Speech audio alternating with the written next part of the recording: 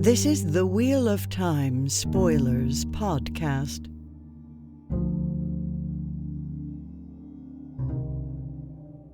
So anyway, with all that mushy meandering out of the way, we can get into... Hopefully edited down by some talented editor or something that's pretty good.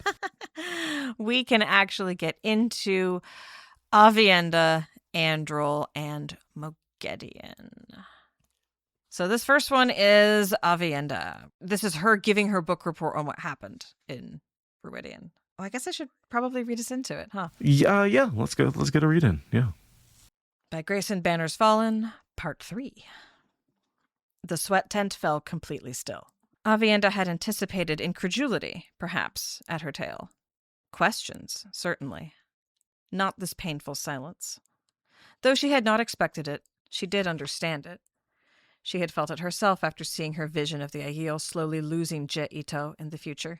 She had witnessed the death and dishonor and ruination of her people. At least now she had someone with whom to share that burden. Short reading, but that's what we're doing. It's just the silence where you could hear a pin start to fall out of a hand, much less drop. And we've got Cerelia, Amis, Bear, Melaine, and Keimer, who Keimer is a new wise one we've never heard of before, named for Kimberly Reddy. Nice. Cool name. I really like the name Keimer. As fantasy names go, it really feels top shelf to me. There's a fair number of named after Wheel of Time fans in this chapter. That makes sense. Again, lots of crowds getting positioned for stuff to happen. So you can insert a lot of names there. They kind of all go through what Aviendha did, right? A moment of depression and despair, and then they all straighten their backs and are like, well, doesn't matter if that's fate. We're going to try to change it anyway.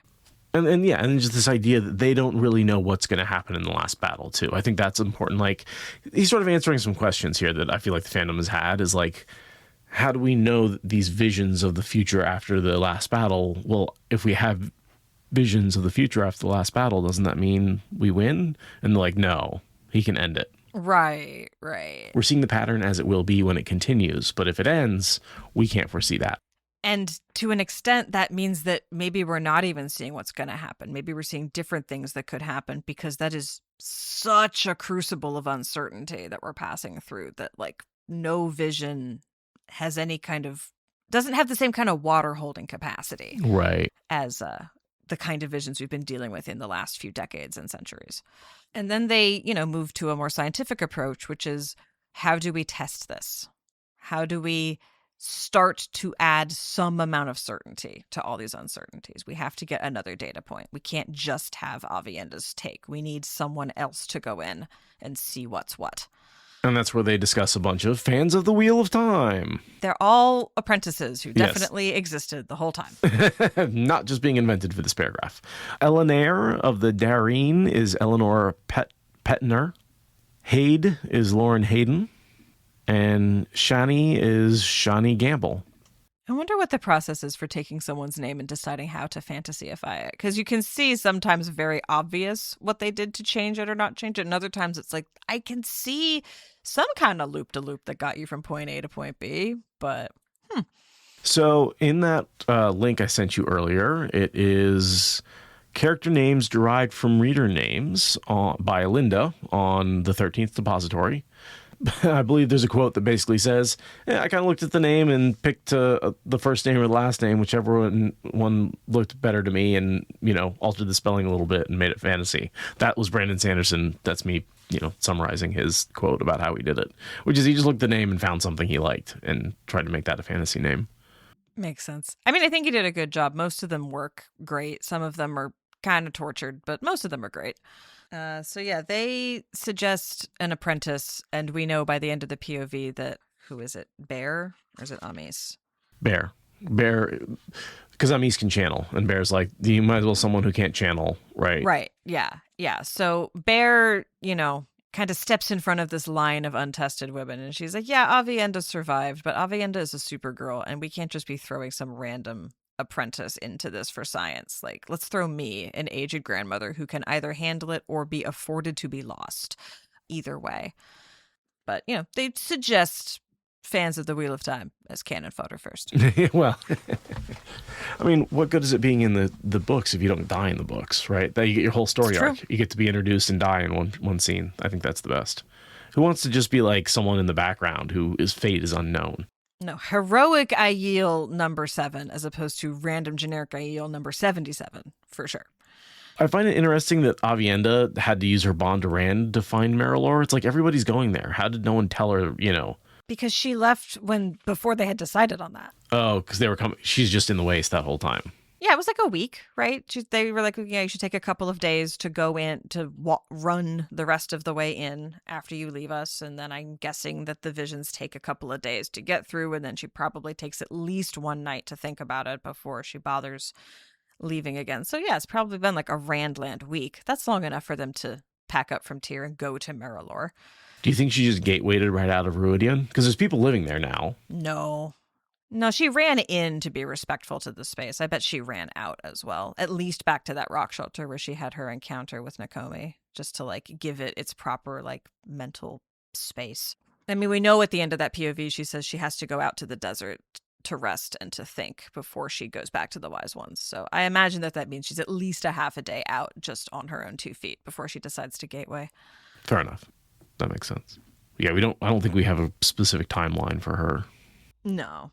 And so, yeah, they kind of decide we're going to try to change it. We're going to use this as a warning. So what is the vision about? And Aviendha says the vision is about whatever it is he's planning to do tomorrow. Right? We know that he's got a thing to do tomorrow. That's going to be where the changes are possible. So no pressure at all. So here's a question. Rand went through a gateway to Tyr and returned with something. What is that? Is that where he had the seals stashed away? It was. I was wondering, is it the seals or is it Kalendor? It's not Kalendor, right? Because he already got Kalendor brought back to him. Right. Is it because Codswain has a hold of that? Oh, yeah. No, Codswain had stashed that away. Yeah. So that would have been the seals, I think, that he had stashed away. But those have also been swapped at some point for the fakes, right? Those are the seals that ultimately end up turning out that they're fake. So I think that's what he went to go get, is the fake seals. I believe so, because everything's coming together, right? He's like, I need these on hand so we can talk about if and when and how I break the seals. And also here, I have to hand them to Egwene and say, here, you break the seals, right? He needs them physically on his person. And he had them hidden somewhere secret. So I imagine that a cubbyhole hidden with the power, in the basement of Tyr, the Stone of Tyr, would probably make sense. But yeah, that's my best guess. And we never figure out how those are stolen and replaced, right? Not to my knowledge. It's very clever. My assumption, I remember, again, is Logain put some sort of tracker on the seal he gave to Rand. And so then when Rand stashed them, he was able to break in and swap them out for fakes because he was able to track. You mean Taim? Taim, what did I say? Logain. The other false dragon. The good false dragon. The good false dragon. Yeah, sorry. The bad false dragon. When Taim gave the seal to Rand, I assume he put a tracker on it. And that's how he was able to find the stash and swap them out for fakes. That would make sense. Because I think we know that metal and stone both take a finding really, really well, right? Cloth and leather and whatever, it goes away pretty quick. But I don't know about stone, and we don't know about Quendiar either. We know metal. Yeah. Is Quendiar metal? Well, yeah. I always think of it as more of like a stone. I mean, it's called Heartstone. But anyhow, I just think more solid objects seem to be better at keeping that even after months, right? So that would make sense that, yeah, Rand could stash them wherever the hell he wanted. And as long as that weave he didn't know to expunge off of it is still stuck there. And how would you even expunge a finder? I don't even know if that's a thing you can do with the power. Can you even notice them, much less get rid of them? Right. I mean, it seems like you can slice weaves if you know they're there, but you can't see them. Right. And this is probably like a little knot. An inverted knot, yeah, tied around it. It's a little like a little tracker dot, right? This isn't like some big, huge, complicated weave. This is just a little beep, beep, beep. It's like a closer or further away, maybe, Yeah, totally. So, yeah, one assumes that Taim had this planned out from the jump, that this is something that Robert Jordan was anticipating. Either that or Sanderson was just like, I can retcon that in there. It's fine. But I would rather imagine that Jordan always had Taim having this twist in his pocket and was just like, yeah, I'll just write that in the notes from now and we'll see when it comes up later. Right. Yeah, no, gotta call back to Moraine putting the trackers on the coins she gave the boys, for sure. Right. Yeah, totally. It's just not metal, it's Quendiar, so we assume it works. Yeah, does Quendiar stick to weaves better or worse, right?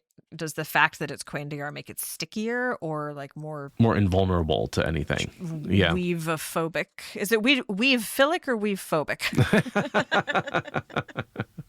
Depends on how much hair it's got.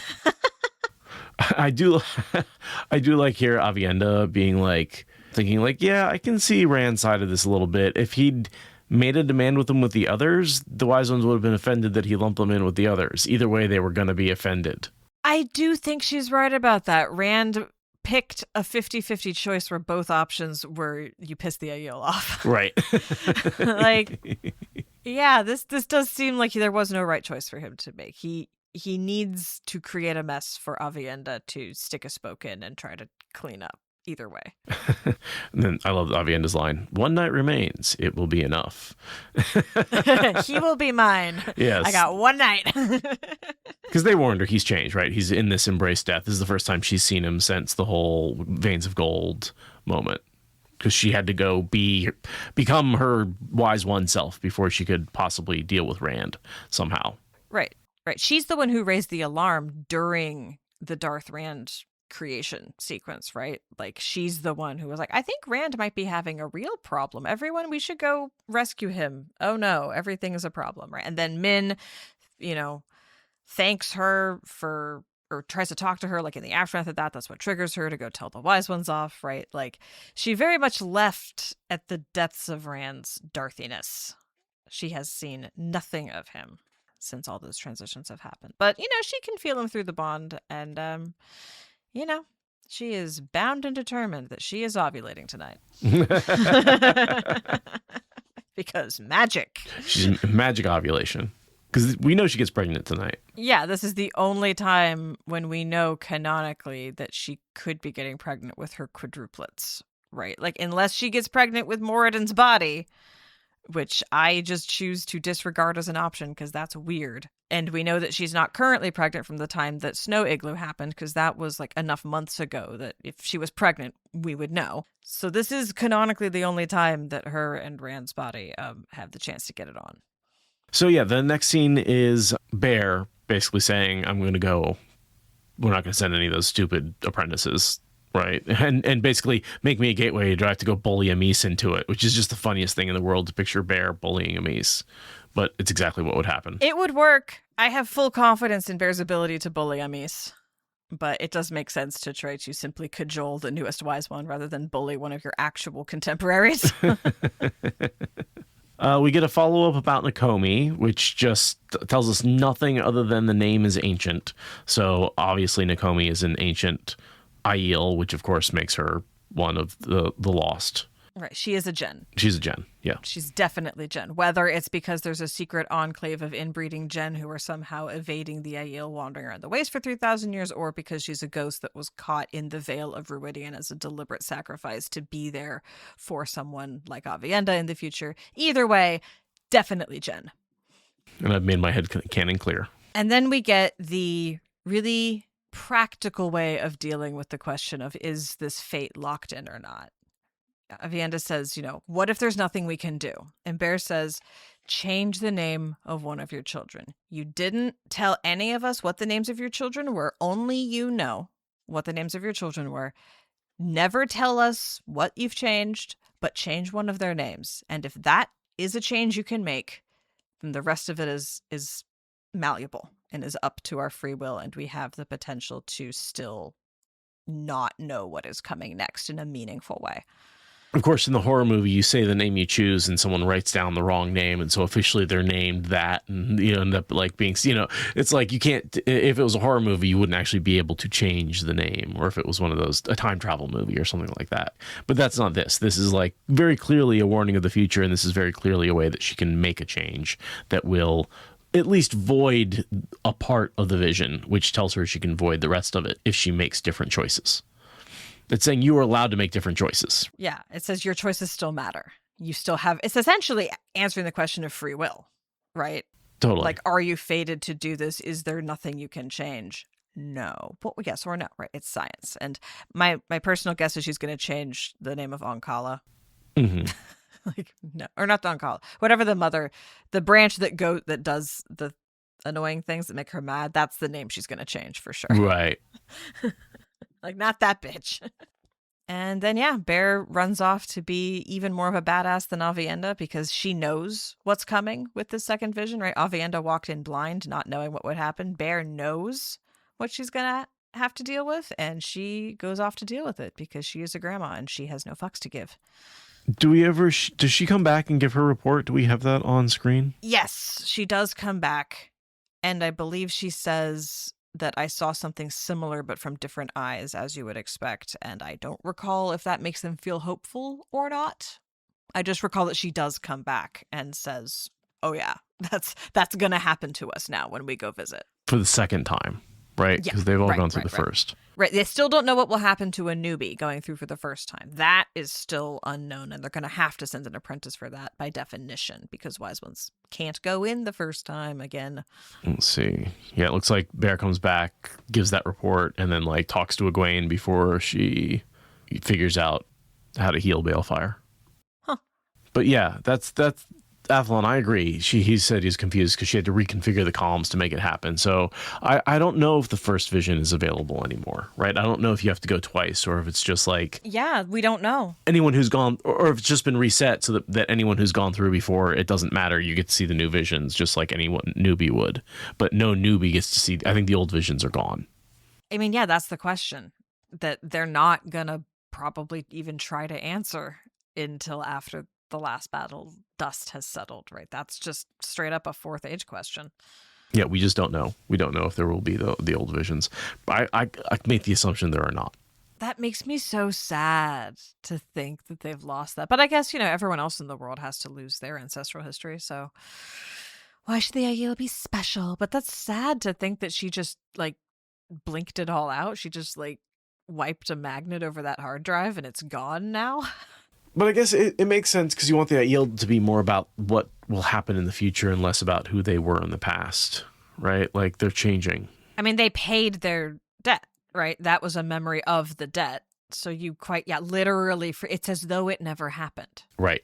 And so reliving that and remembering it is a way to shame the Aiel. Most people are allowed to forget their historical shames and war crimes, and they have to be held to account constantly.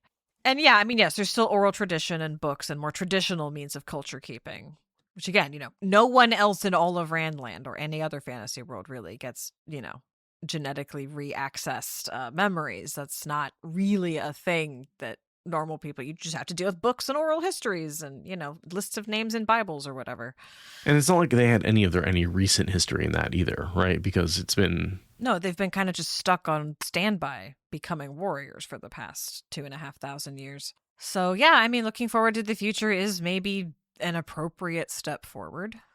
But I hope that they get some written accounts of what the wise ones and clan chiefs remember before they all die and take those memories completely into the grave.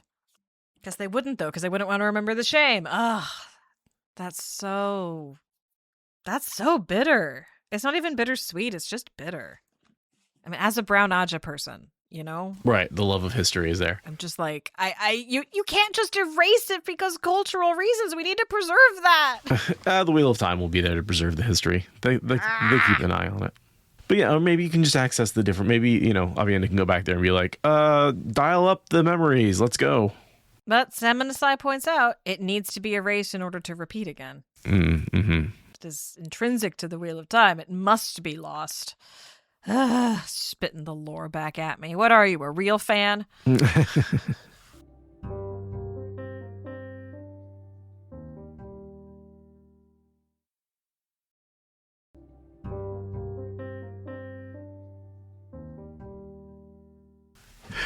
Are you ready to go to Androl and Pevara? Yeah, let's do it. Let's go over to Sanderson's self-insert. It's not a self-insert. It's just a Because he's not inserting himself. It's a self-writing insert. I don't know what it is, but this is Androl going full leatherworker, and the coming together with Pevara in that dynamic duo. This is where Sanderson's Androl has fully gear shifted all the way up, and we are pedal to the metal going. Yeah, and Dr. Pants, I'll agree. I do love Androl and Pevara. I do think they're fun. They just feel so Sanderson compared to Jordan, right? Like you can tell that this is much more him taking the reins and basically playing with the one power in his POV. So I really like them a lot, but to me it's like the least Jordan part of the books. I guess this isn't actually the first time we've seen Androl do leatherworking, but it's still very deeply leatherworky. It's a very leatherworky scene, yeah. But it's showing him mess up, right? The first time they showed him doing leatherworking, he was very precise and not making any mistakes, and now he's stressed, he's messing up hole punches, he's ripping it, he's finishing it up, not, remember the first time he said little things lead to big results. One small snaps, one broken thing can lead to, a king falling, basically, Right, for want of a single arm bracer, the kingdom was lost. Exactly. And here he's messing up the little things. And so it shows just he's stressed, he's not doing as well. Like the Amerlin seat, the leatherworking is the analogy, and showing you how he's actually doing in his current, because he's the Black Tower is being undermined. He doesn't know what to do. He doesn't really want to be the leader, but people are listening to him. Right. And then I do like his approach to finished is better than perfect. Right? He's like, leaving something unfinished is nearly as bad as messing up the details. He's going to finish this project, even with all the mistakes. Because that's, as a perfectionist, I need those reassurances that perfection is not, in fact, the goal. Completion is the goal, at least when you're crafting something. And maybe you can talk about that for the Black Tower, right? Like, the Black Tower needs to be finished, right? Even though it's got flaws, even though it's got some problems with it, it's better to complete it than to not complete it and walk away.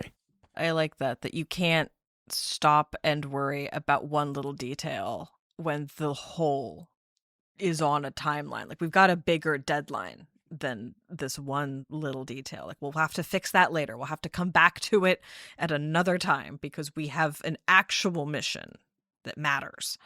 Yeah. And it's like, you've lost some people to turning. Those are the flaws, but that doesn't mean you can stop.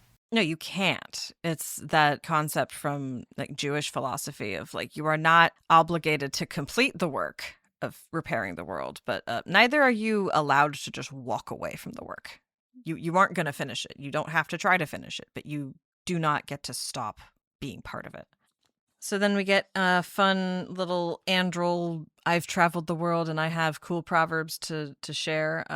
If his sword is at your enemy's throat, don't waste time remembering when it was at yours. Right? Enemy, my enemy is my friend, but rephrased into a very Saldean sort of turn of phrase. Right. And also just in the moment, too. It's not like you're my friend forever. It's just like, as long as your sword is attacking somebody else, I'm not going to worry about you. Right. If you're in a fast-moving situation, rehashing the past is not the best use of your time. Dealing with the present is probably what you should be worrying about. In which case he's saying, like, don't worry about what the White Tower's done in the past. We have these people as allies now. Right. He's like, a red should not be my ally in a normal, sane world. But I have a red who wants to be my ally right now, and the world is not sane. So I guess that's what we're doing. Strange bedfellows, strange traveling companions, all of those things is what happens when you're trapped in a shrinking circle of light and there's a red at your back. And then she has a very Freudian slip, because this whole interview back and forth thing. And she says, I want to know what kind of person I've slipped into bed with. Figuratively speaking, of course. And we know by the end of the books, they're like definitely going to be hooking up. Oh, yeah. As soon as they've properly slept and showered post last battle, they're totally hooking up. I bet the only reason the oaths let her say that is because she was willing to. She was like interested in him. Well, and also I think you're allowed to use figures of speech. Sure. But sarcasm and Freudian slips are weird edge cases for the oaths. Yeah. Because, it's like subconsciously you're thinking about slipping into bed with him. That's what that said. I mean, we know that she's into men. We know that she's way more into men than most of the other Reds. Like, she's definitely... We know at a later point she is into Androl specifically, although that's after she shares his mind and, gets to know him better. Yeah, after they've double bonded and go through a couple of near-death experiences, then they're actually directly attracted to each other. Yeah, and it's only 100-year age gap, and she's the older one, so it's fine. Nothing. It's fine. She's only like 3 times his age. It's fine. He's lived like 3 lifetimes for his purported age, so it basically evens out. That's right, because isn't he only like 25 or something ridiculous like that? I think like 30, but Okay. Ridiculously young for having lived multiple lifetimes across like all of recent history. It's like, were you fighting in a war at 12? That's the only way for you to have traveled. Exactly. Yeah. It's like if Rand just kept doing all this shit for like another like 10 years. And it would be like, oh, wow, how old? Because when we say these books feel like they should have taken like 5 to 10 years to do, right? Not the 2+ that they end up being. That's kind of how it feels like with Androl is like, dude, how did you do all this stuff and travel? Yeah. Travel takes time. Meet all these people, learn all these customs, inveigle yourselves into all of these different secret societies. Like, where do you find the time to literally get from one place to another?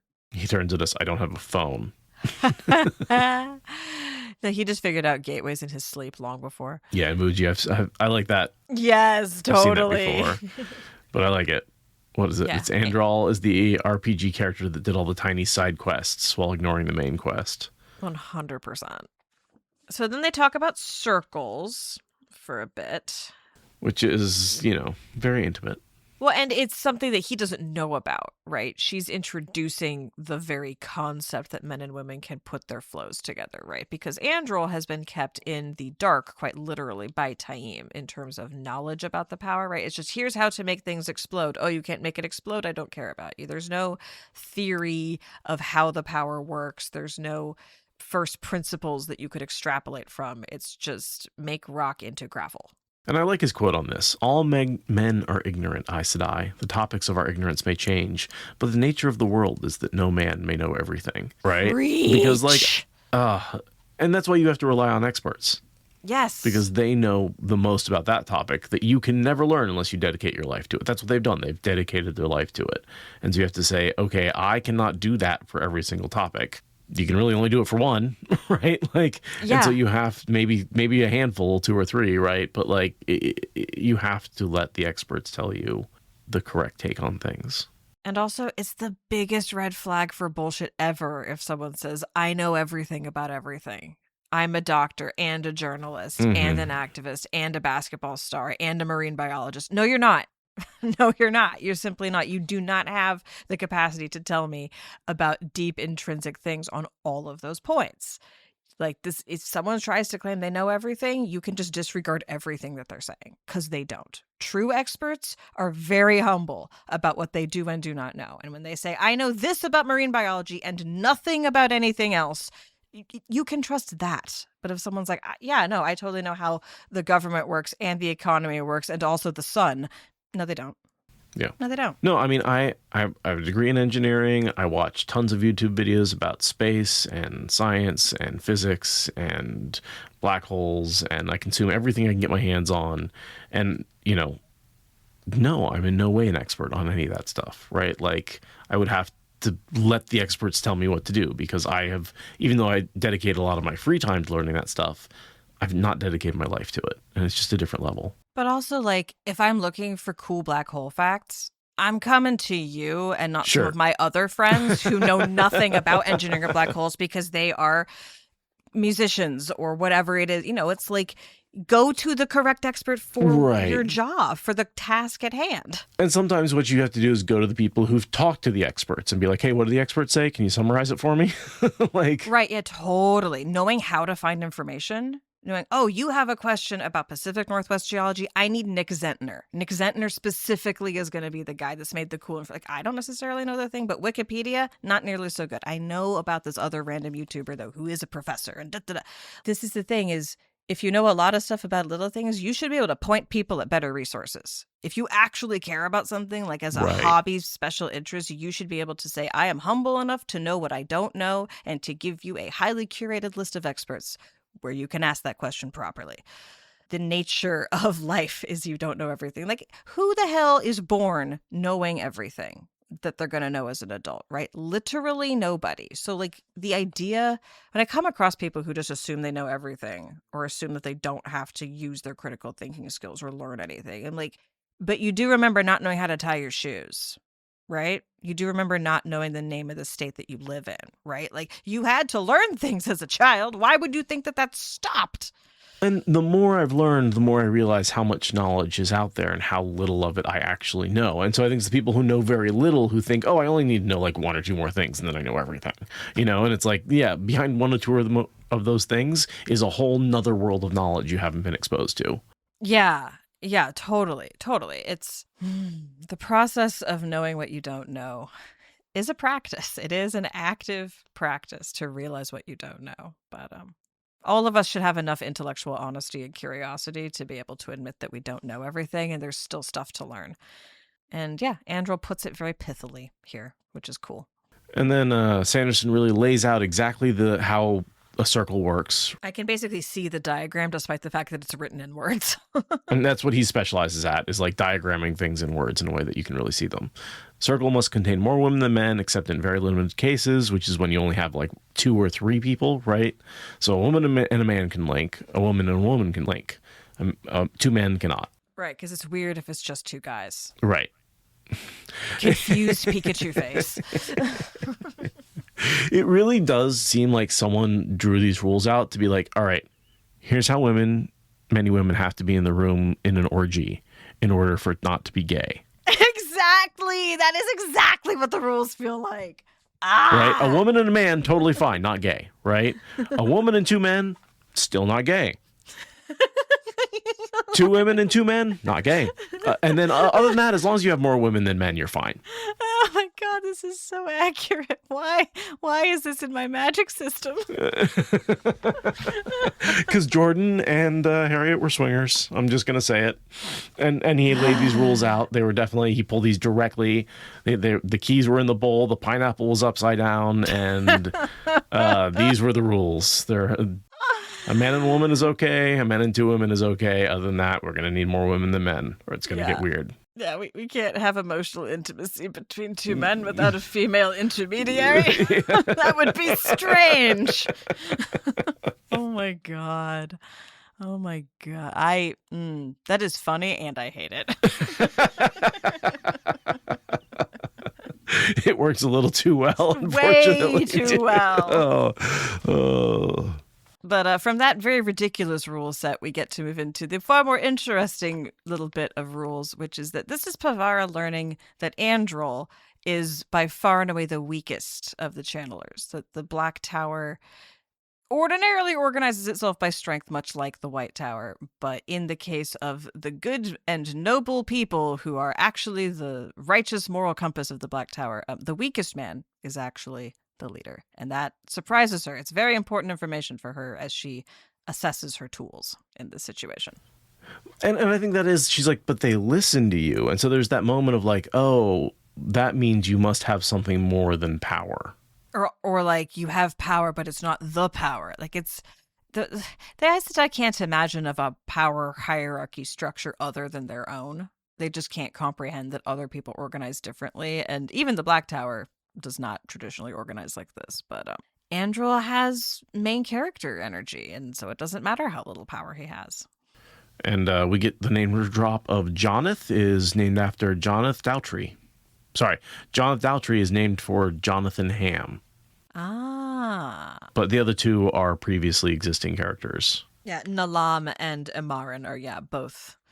Yeah. That's the one where he's the noble whose brother died. Yeah.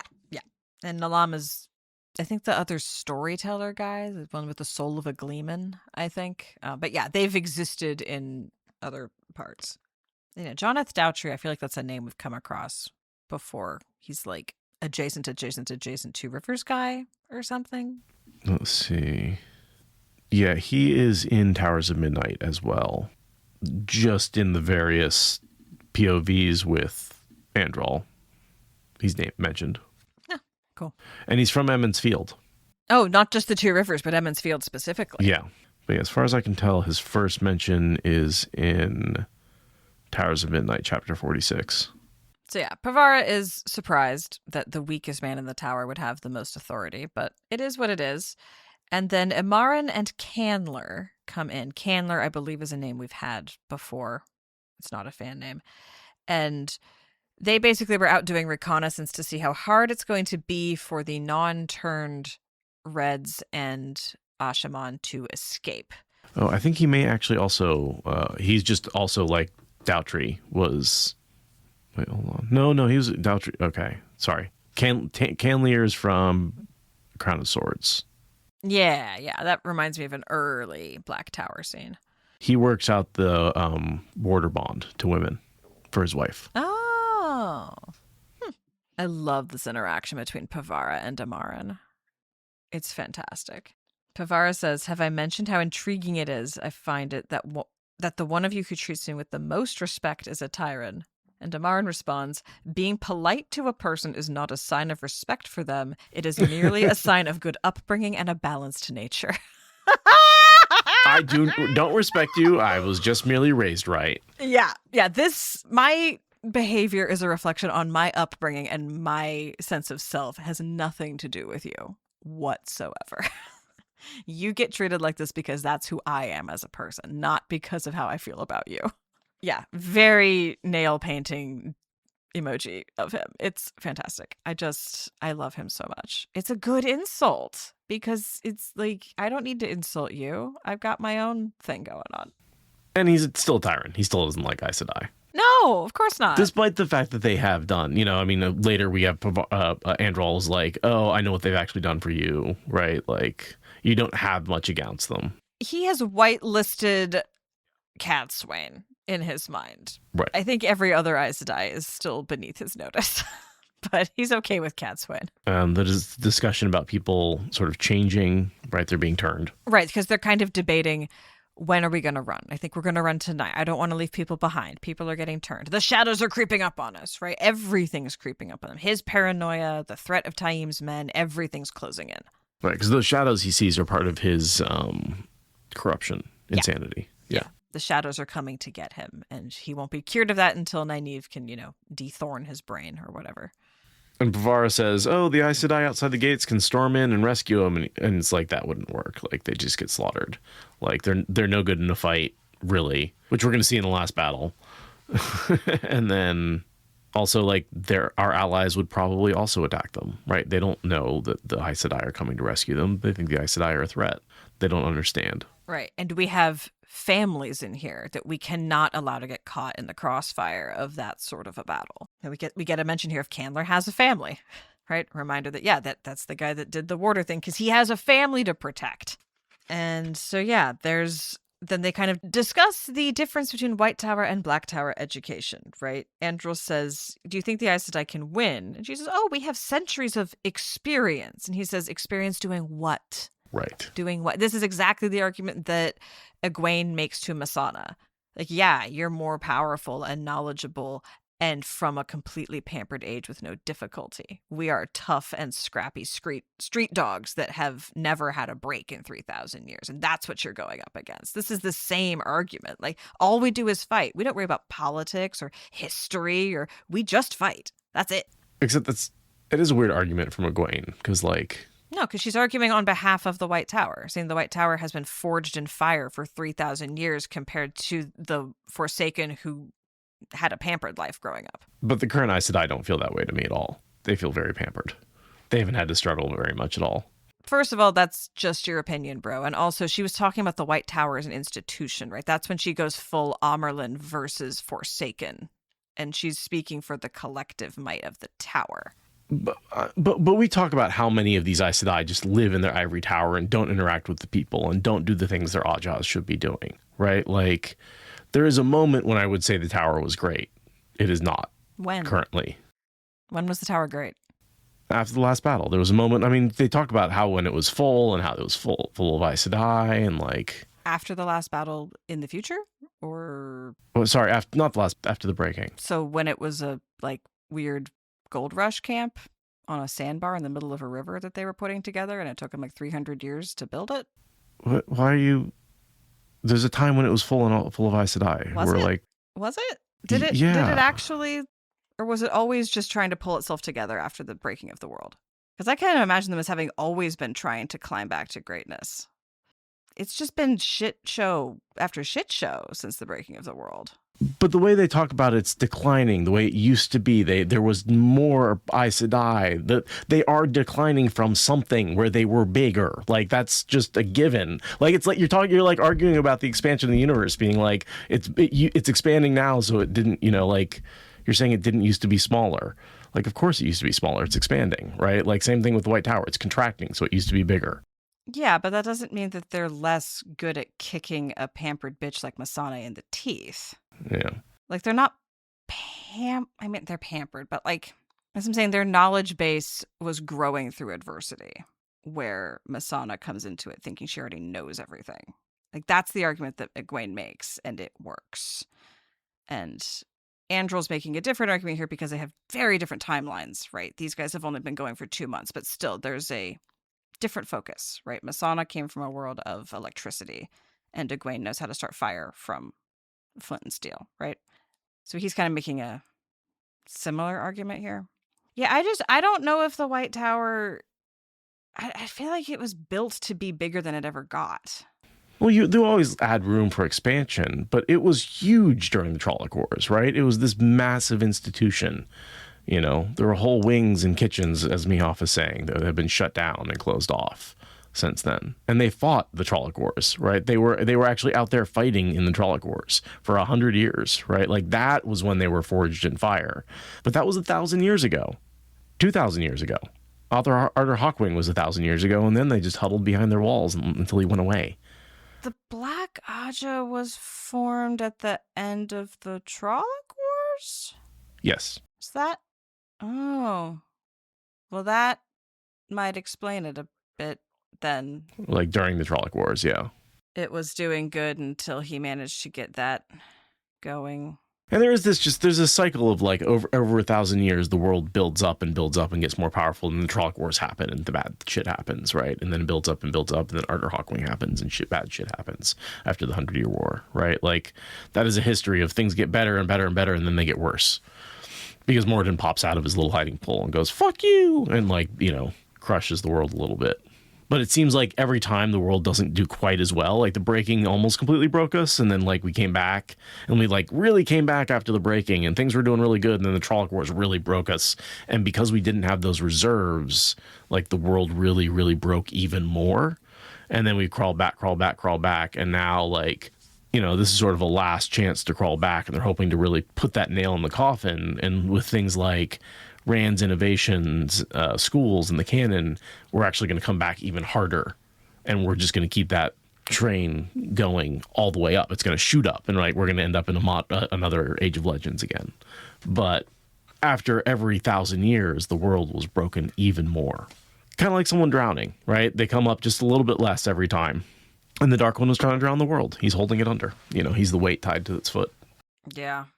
Kind of like that, where we get to Moghedien later with his whole weird dream shard tentacles in the water thing. Mm-hmm. No, and what I would argue is that Egwene is really talking about the institution of the White Tower, not necessarily the individuals of the White Tower. That's what I was arguing.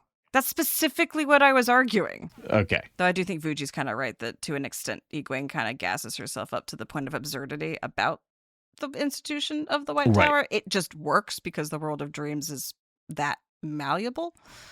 Because she believes the White Tower is that important. She's actually using the delusion of a new recruit and, like, the hazing rituals that got her involved. And she doesn't know all the, like, it would never work for a more experienced Amerlin because she would know all the dirty secrets.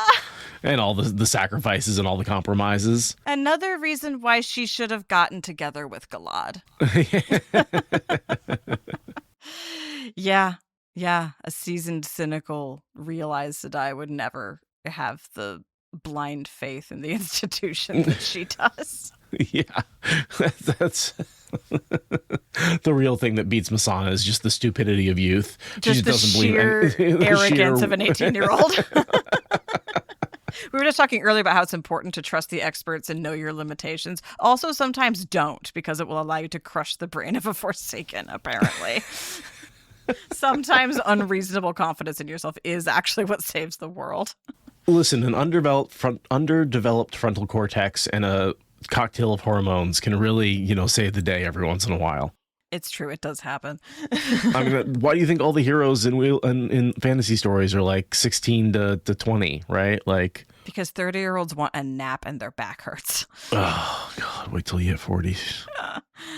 Oh, my God. Yes. Yes. My spouse being in his 40s and working on fixing our front porch and just one little catching himself from falling off of a thing. And now all kinds of muscles are contorted all through his back. It's just good times. I am happy and lucky that my job involves physical movement without being a brutally hard physical job. Like, I'm on my feet a lot, I'm walking a lot, I'm squatting a lot, I'm moving a lot, but I'm not necessarily lifting up incredibly heavy weights or doing a lot of repetitive motion. I do have to contort myself into some odd angles every once in a while, but that keeps me flexible. Yeah. As long as you do it, evenly on both sides. Not at all. All right, where were we?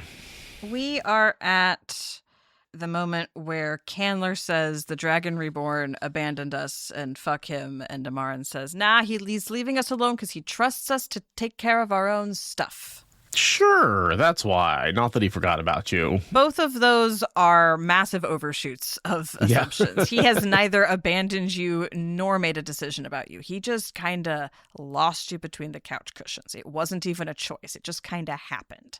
I guess at this point he has kind of chosen to abandon them, but the abandonment started very unconsciously. Mm-hmm. The John Hand meme of, I don't think about you at all. Exactly. Like, the Black Tower's out there being like, what did you do why are you treating us like this? He's like, who? What? Oh, right, the Black Tower. Yeah, I should get around to that. Anyway, Aviendha? Right. And then Pevara says, the Black Tower has fallen into shadow, kind of like Tamanis being, Camelin has fallen, it's the Trollocs now. And then Androl comes back with, the Black Tower is the ink is barely dry on the Black Tower. The Black Tower is a dream. The Black Tower is a concept. The Black Tower is wherever two men get together and definitely aren't gay but have power. Well, that's why there's the rules about the circles. And then we get this very interesting chunk of Androl backstory, which is one of the big pieces of he can't be that young. This whole story about the Nox Rebellion. Yeah. And it's like, this story would make sense if he was 60, but it makes no sense if he's barely even 35. Basically, he was an instrumental part of a very brief but successful, in that brief period of time, rebellion in Mirendi that went great until it got completely smushed, and somehow he escaped with no black marks on his record and no scars of hanging or arrest warrants across international borders or anything like that. But he does have on-the-ground, in-depth stories about how it all went down. It's because he can insta-travel, right? Like, that's how you can escape anything. He just does it physically somehow. It's like his need to travel, his desire to travel, gets him out of these situations. He's 30 years old, approximately 30. And this happened approximately 10 years ago. So, I mean, yeah, it's not impossible that a 20-year-old was very involved in a short rebellion that didn't last long but had a really good moment. It's not impossible that a 20-year-old was involved in that. But this is one of like 15 different things that he did in like a 10-year period. It's just like, I don't know, dude. Then he also traveled with the Amiar. He also did. It's just just getting to enough of those places takes the better part of those 10 years.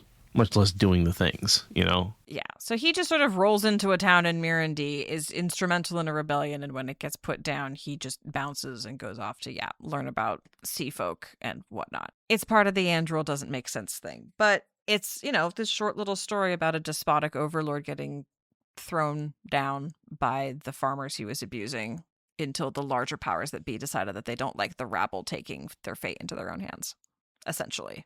I understand what he's trying to do. He's trying to say Androl is constantly traveling, right? He encounters these things, he gets involved for a couple of months, and then or a couple of weeks even, and then goes on to something else. And as part of those travels, he travels with odd people. So maybe, when he's traveling from one adventure to another, he ends up with the Athal-Anmier.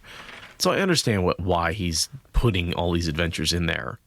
It just feels like too much. It just feels like too much sometimes. I don't understand the point of putting this little story in here at all. I much prefer the half-finished comments about sea folk and stuff. I don't see what the point of this rebellion is as a vignette. I mean, I get why he's doing different vignettes. I don't understand. I mean, this one, just one's a traveling one, one's a war one, one's a, It just feels like it's presented as well, here's a cautionary tale for why it's good to overthrow your lord. And it's like, this isn't that. I don't understand how this is supposed to... It's just like a little many mice against one big cat. We can do it. But it just doesn't feel connected. Well, because in the end, they're like, oh, didn't it just kind of fail in the end? He's like, yeah, but we won't fail. And it's like, that feels like, did he learn a lesson from it and he knows how to do it better this time? Is that what he's trying to imply? That this experience basically lets him, I've made my mistakes and now I can be the person I was meant to be here in the Black Tower. I think is what he's trying to say. Is like, that rebellion didn't quite go right. And now I can do it right. Except he doesn't say why. That's not what he's saying. I know. And it's not like... What he's saying, he thinks he's saying is that Tame doesn't have loyalty. But you don't need a whole story about how you're the hero of a rebellion to make the point that rot from the top doesn't make for a good structure. I don't know. Yeah, I mean, in the end, many of the mercenaries who had been his cronies stood with us. But that won't happen here because they're being magically turned. It's just the story doesn't seem to have any relevance to what actually happens. Agreed. But whatever, it shows us that he's a strong, heroic man with a strange and varied past. The return of Jane Farstrider, yeah. I know, right? Jane Farstrider's unacknowledged illegitimate child. He didn't even know that he left a baby in that village behind. But then he gets to turn around to Amaran and say, oh, by the way, I know who you are. Mm-hmm. And then Amaran's like, you'd be good at the game of houses. Androl's like, well, that one time that I almost did, I screwed it up. Anyway, never mind, not talking about that. And I'm just like, are you Randall Thor? You just roll into a town and people start inviting you to parties and you burn them and then everyone sets their city on fire because they want that dick? What is happening with you? Because that place is in Cairhien, right? So it's another... spot. That's what I'm saying. Just traveling between all these different places that he has to have had these adventures would take most of the 10 years. Because he never had traveling, right? Our timeline sped up massively once our characters got traveling, and he didn't have that. That's the whole point. He went to the Black Tower to learn it, so he could. Puts me around the axle. Yeah, exactly. It is definitely winding me around an axle. What, they vote him in charge, and he's like, I'm just, Loghain's lieutenant. I'm here to support him. Kind of the way Lelaine was when Egwene was out of town. Except without the undermining. Yeah, without the undermining, right. He's got to bring these people together and rescue. And again, do I think this would be better if it had somehow been Loghain and Pevara? Yeah, I don't think you needed Androl. I think you can replace every word here and be like, I understand you're trying to rescue him, but you could just be rescuing a bunch of the men who are being held. What about the women and children who have no capacity to rescue themselves and aren't even valuable for turning, and so you'll be lucky if they don't all just get killed for Thuckendar blades? Right. Well, I mean, my assumption is the women and children are allowed to continue just to keep up the facade that these men haven't been turned. Yeah, for the 3 remaining men that haven't been turned. There are different ways to make the stakes here. But for now, I think we're ready to go to Moghedien.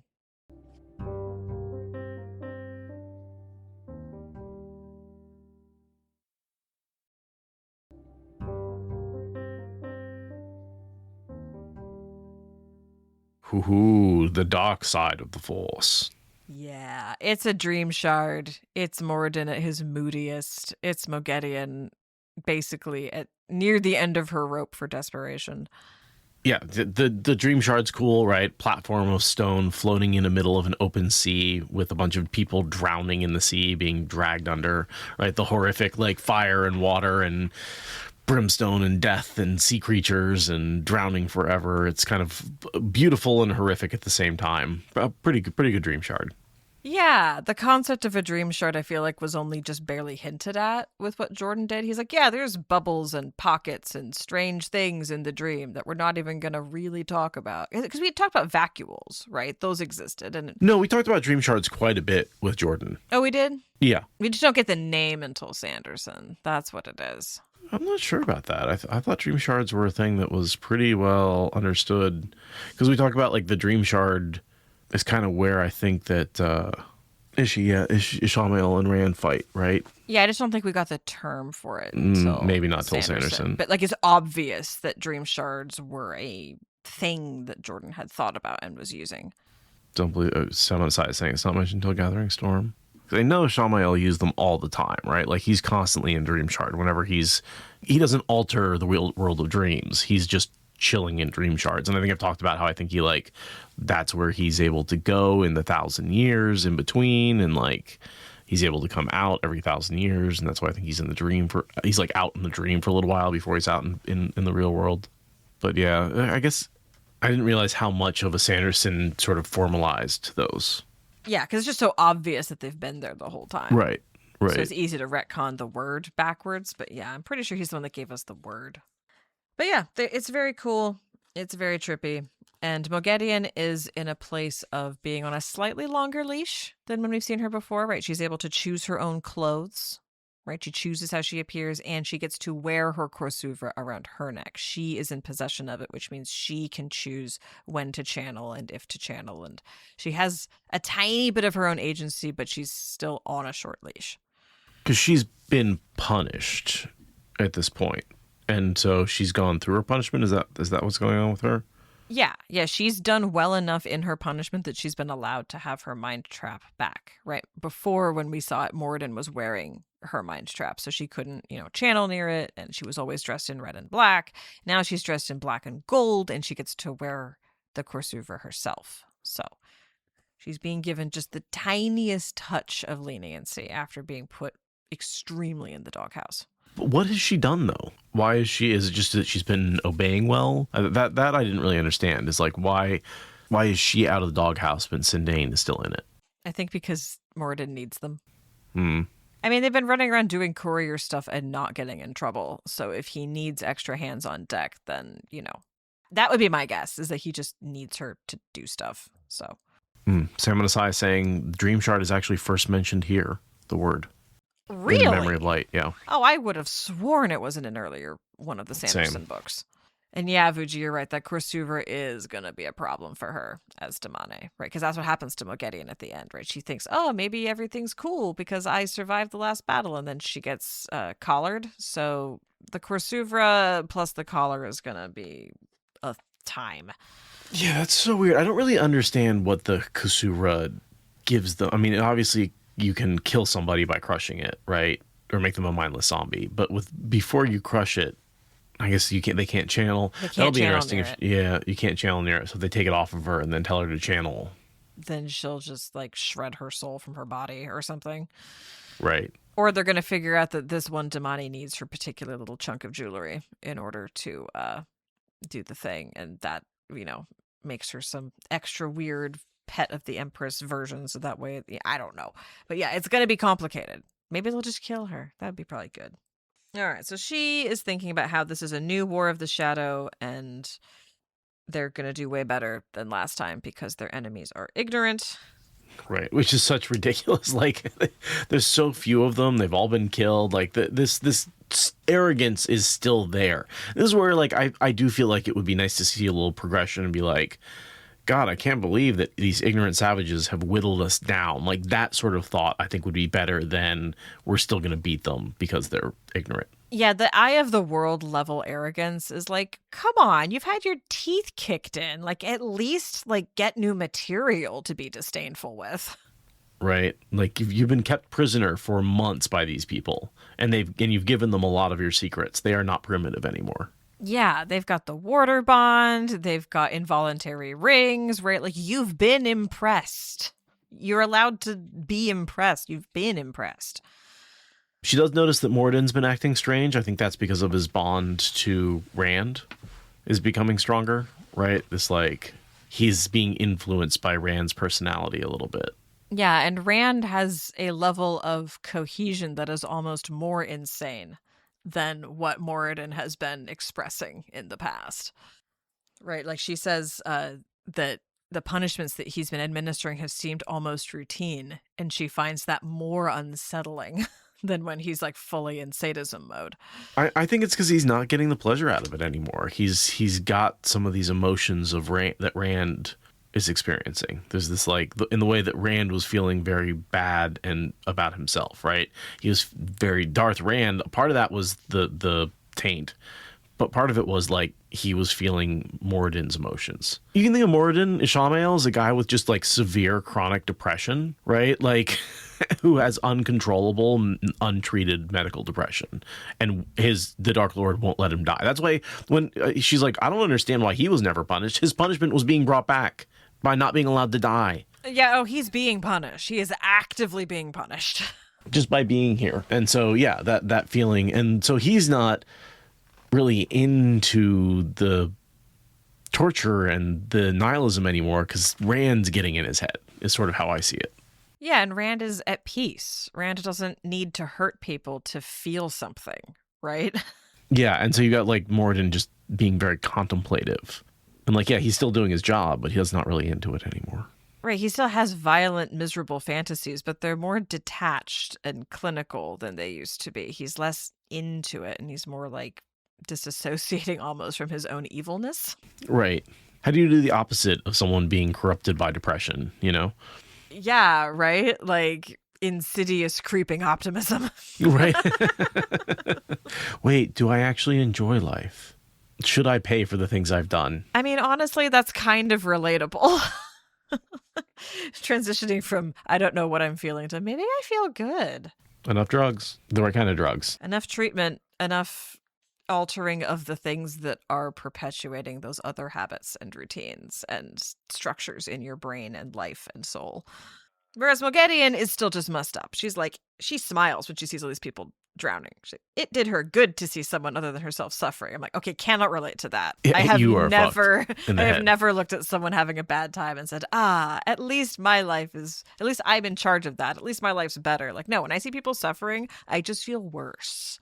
I think that's what reality shows are, and that's why I hate watching them. Because Thank people you. watch them Yes. to be like, at least I'm not suffering the way those people are suffering. And that's what Moghedien thought. That's what that is. And it's not in a like there but for the grace of God go I. It's more like a neener. It's not a twisted gratitude thing. It's this weird like punitive glee or something. Yes, Athlon. Yes, the Dark One invented reality TV. Headcanon accepted.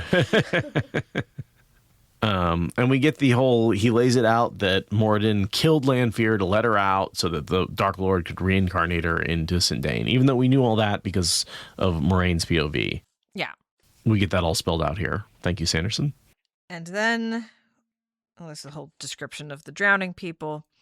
And then we get to Hesselam and her introduction. Which to me is sort of the full circle of the Grendel the monster, right? Because you're introduced to Grendel, this beautiful woman, and you're like, wow, you're really subverting the trope. And then here Sanderson is like, no, actually she's going to be the ugly, hideous monster that she's going to be described in the Tales of Beowulf. This is where you get that Grendel.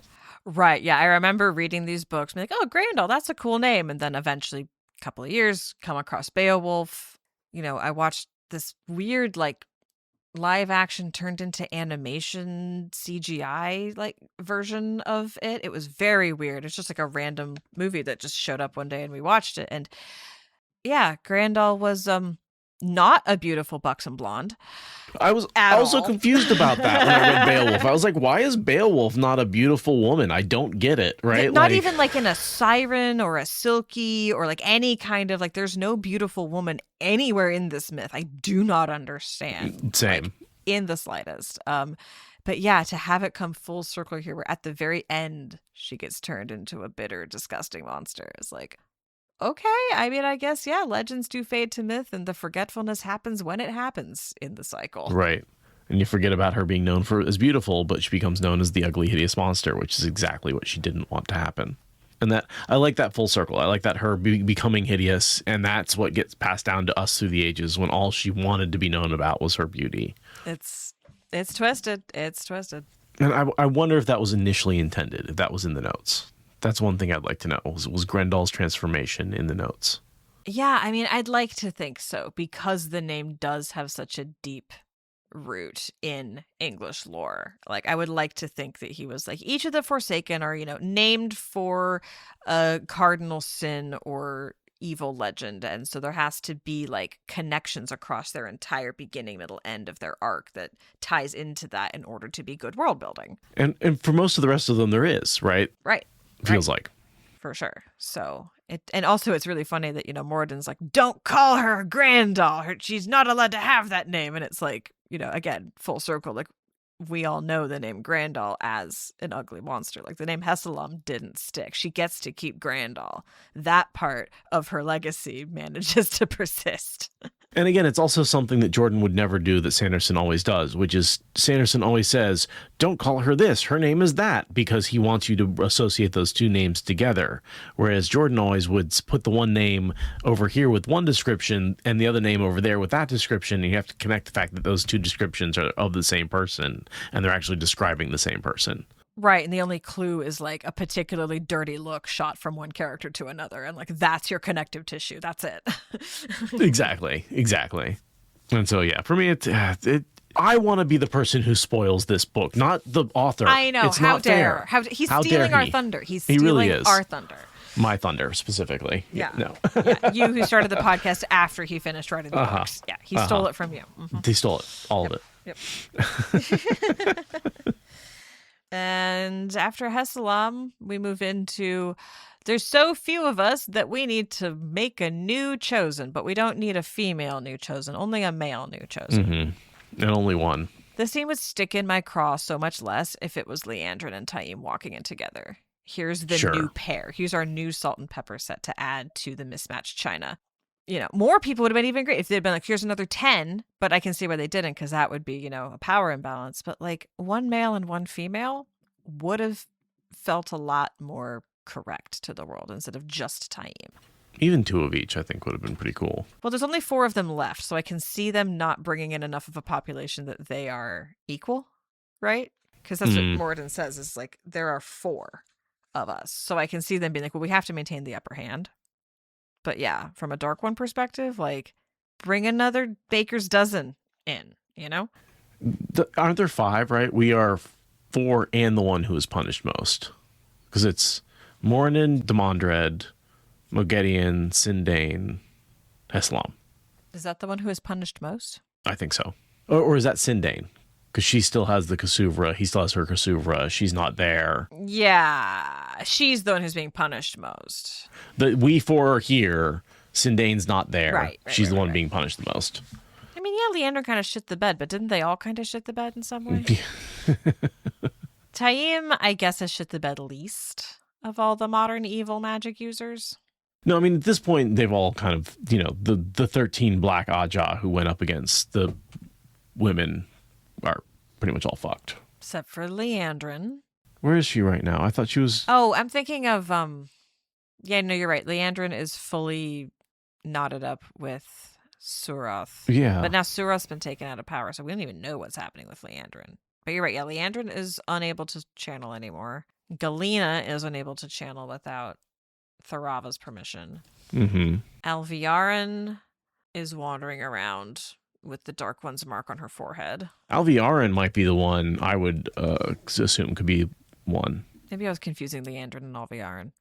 Because I think Leandrin got punished, But yeah, Alviarin has the freaking dark thumbprint on her forehead. Yeah. And she fights in the last battle, but you just make her a Forsaken, right? She did a lot. She broke the tower, right? You could say she was a big part of that. Also be a great visual to have Taim in all black and Alviarin in all white walking into this room as the new Chosens. As the member of the Black Tower and the White Tower who each came forward. Yeah. I think Alviarin makes the most sense for sure. Yeah. So I think it's really weird that only Taim gets elevated. If it had been Taim and Alviarin, I would not think it was weird. But alas, we get Mahail, which is just such a douchebag name for a chosen, honestly. But I get why they struggled. There's been a lot of really fucked up blacks who haven't gone anywhere. They've really just been... They failed. They've gone up against our main cast and gotten just smacked down. Yeah, well, maybe they should stop killing each other every time anyone makes a mistake, and then they'd have more candidates to work with. I'm like, Millie Skane might be a really good Forsaken. Honestly. Yeah. if she could channel. Yeah, she can't channel, but like, yeah. Which is a requirement, right? Because I don't think you Yeah. can. I think it's the way he controls them is through the access to the true power. He's like a drug dealer, you know? Yeah. If you're completely allergic to the drug in question, you're not really a good customer. Mm-mm. So yeah, we get a little bit of a hint that Demon Dread and Taim have history. Really trying to put the Tame and Dread rumors to rest by saying, no, they just know each other. They weren't potentially the same person. We're seeing them in the room together. They're definitely different people. But look where they've put them in. They've got Mihail, the leader of the new Dreadlords, Demon Dread, who we will know his harvest in bushels and droves, which we know is the Shinarans. And you've got... the Sharans. The Sharans. Yeah. Yes. And then you've got Shamael himself, Ishi himself, right? Who's the male. Yeah. So all three of the men are these like elevated, doing really well, and the women all being punished, all being controlled. Men are in charge and women just can't be allowed to be in charge of anything. It's just even on the dark side, the patriarchy is accurate. Especially on the dark side. Yeah. Women are just incompetent and men should be in charge, obviously. Obviously. Boo. It is, there is just this treatment of the men and the women differently, right? The men are killed, the women are imprisoned. Or enslaved. Yeah. It's the beginning of the end of us feeling like there's anything good happening with the evil people is upon us, alas. Yeah. The Demon Dread insists that he will be the one to kill LTT, thus sealing his fate as Land's victim. Right, because he just, instead of actually, I really do think he would have won the last battle if he hadn't been focused on Rand. 100%. 1,000%. Demon Dread deciding to just, one-on-one with Rand is the reason why the dark side lost. It's simple as that. Why is he so obsessed with this one guy? I don't know. And so they assign Moghedian to look over one of the armies that now lacks proper monitoring. Which army is that? Shanchan. Okay. Because that's where we find her, right? That's who Min uncovers, who's doing the manipulations of people's heads. And having lost Semirog, right? So again, that's why he needs Moghedian. That's why she's on a slightly longer leash, is because he needs to give her slightly more leash in order to make her go monitor Shanchan. Well, Shanchan on this side of the ocean, not Shanchan proper. And then I think I like this cool quote at the end. "The last days are upon us," Moghedien said, turning his back on them. "In these hours, you will earn your final rewards. If you have grudges, put them behind you. If you have plots, bring them to completion. Make your final plays. For this is the end." Good way to sort of bring the prologue of the last book. I think that really is an appropriate little paragraph. Like, we're done with grudges. We're done with side plots. We're done with side quests. This is this is the last battle. This shit's going down. Yeah. There's no last twist. There's no fourth act. This is the fourth act. We're here. We're doing it. And yeah, don't bother trying to have any more cards up your sleeve. Like, shake your sleeves out. Get all the cards out now, because this is it. And I think that's appropriate too for like when you were reading this, like there was this moment in real time where we were unsure if we were going to get this book. Yeah. And I feel like this is speaking to that a little bit. Big time. This is the end. Gird your loins. Yeah. Loins must be girded. So yeah, gird your loins and look forward to chapter 1 next time. Yeah. Thank you all so much for being here. That was a 3-part prologue. And yeah, next week we read the paragraph for the last time. For the last time. A wind arose for the last time. Yeah, this is what we're doing. We're here now. We have prologued. We're all warmed up. It is time for A Memory of Light to get underway. So get your Patreon bids in now. No, I'm going to leave the Patreon up forever. Don't worry about that. But if you want us to read your name out on the podcast, you have only a few months left in which to do that. Less than a year, and we're going to not be adding new names to the episodes because there won't be new episodes. Oh, and we should definitely read out Patreon names at the beginning of the beginning of the book with the paragraph. Oh, yeah. That's a good place to always read them, is with the paragraph. I should have done that a couple weeks ago, but oh well, we'll do it next week. We'll do it next week. I always think that's a good place because people, when they want to listen to us, I think people dip in and might like start their book on, Oh, sure. Yeah. And so the most likely, I don't know this for a fact, but I'm guessing that early episodes probably in each book probably get more listens than later ones. Totally a guess. Well, we have one last time to run this experiment. I'm getting way too nostalgic about this. Oh, me too. Thank you very much, everybody. All right, we'll see you all next week. Bye.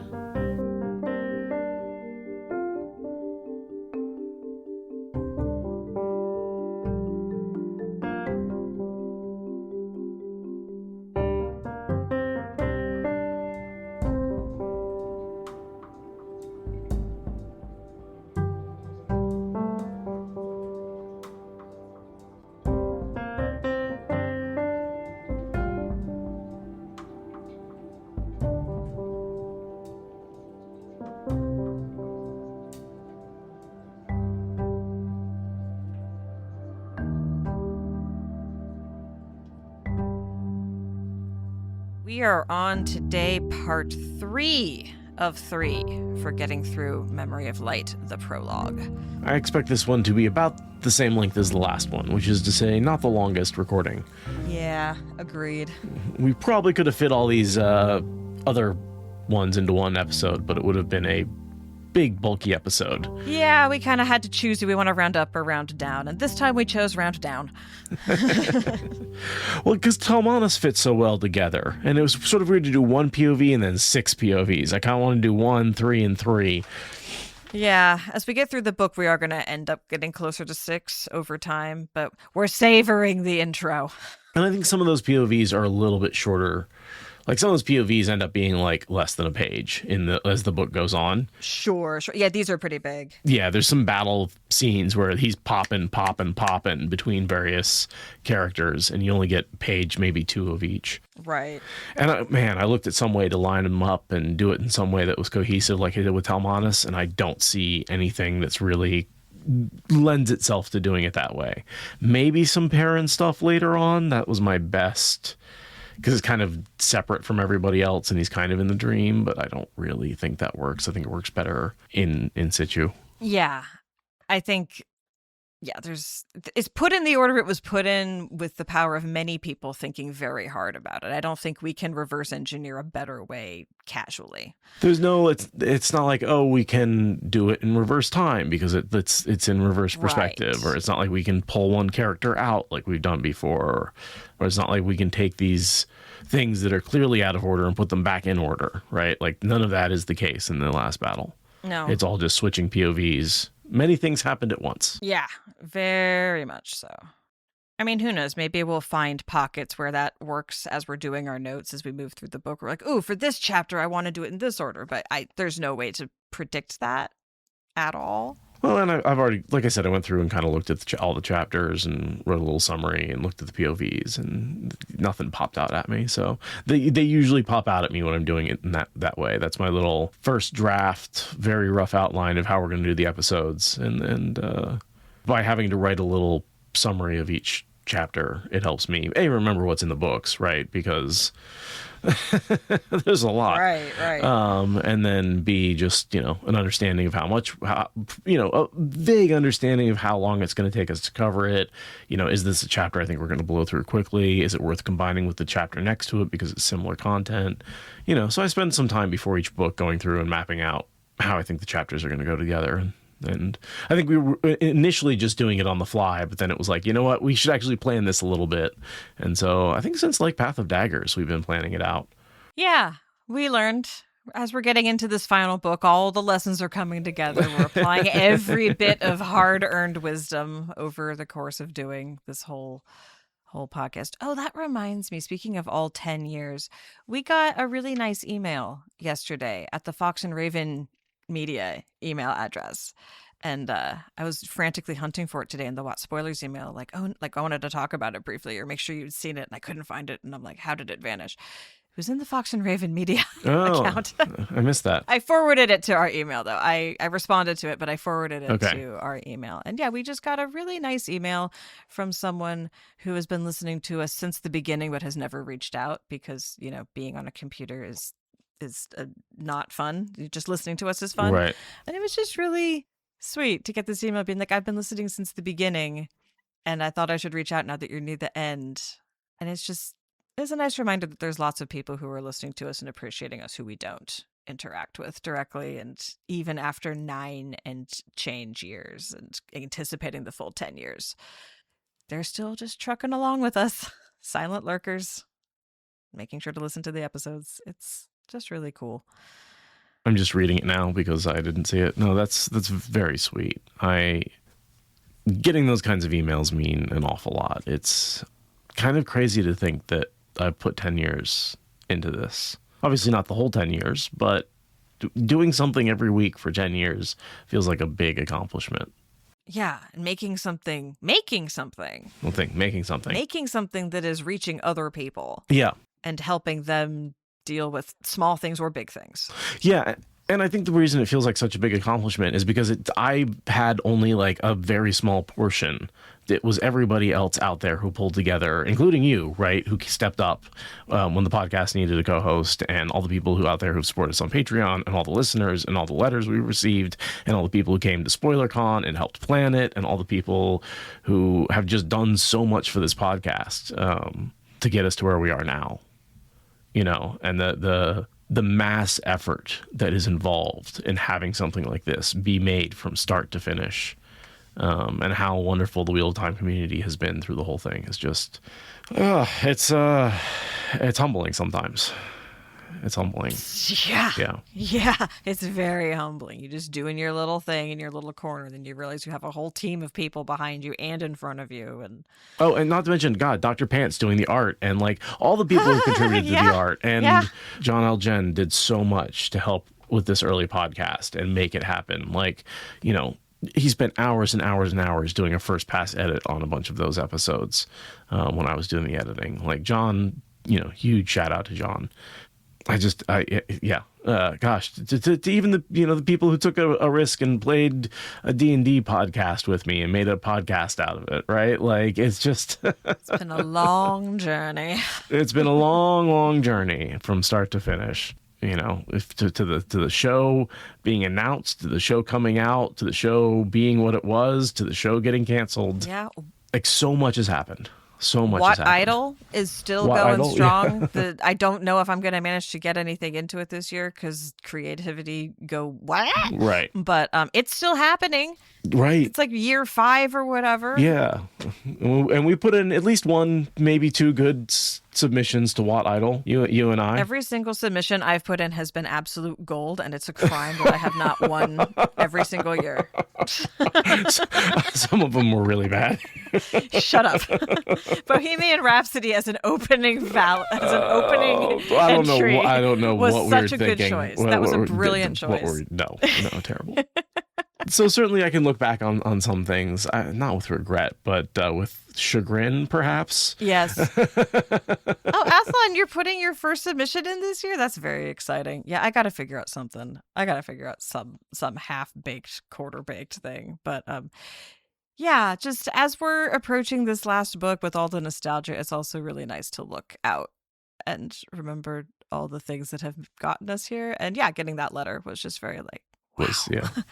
There are so many people who are in that boat who aren't writing us a letter. Please write us that letter now that we're on our last year of the show. Make us cry on air. Do it. I dare you.